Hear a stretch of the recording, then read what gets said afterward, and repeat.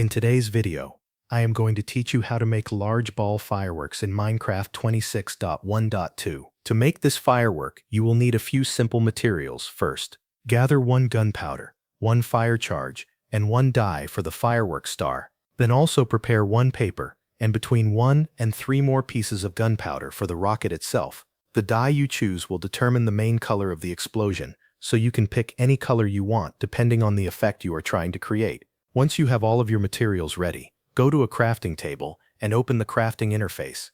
The first part of this process is making the firework star. Place 1 gunpowder into the crafting grid, then add 1 fire charge and 1 dye.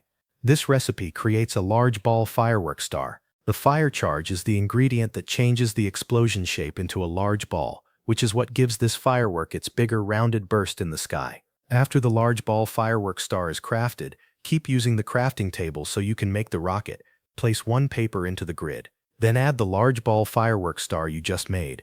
After that, add between 1 and 3 gunpowder. The amount of gunpowder you use here affects the flight duration of the firework rocket. 1 gunpowder gives a shorter flight, while 3 gunpowder gives a longer flight before the explosion happens. When the recipe is complete, take the firework rocket from the result slot and move it into your inventory. At this point, the firework is ready to use. To launch it, place the rocket in your hand and use it in an open area. After it flies upward, it will explode with the large ball effect you set when you crafted the firework star. If you want to make more fireworks, you can repeat the same process with different dye colors to create different large ball explosion colors. The main crafting pattern stays the same. You only need the gunpowder, fire charge, dye, paper, and extra gunpowder for the rocket flight time. That covers everything you need to know.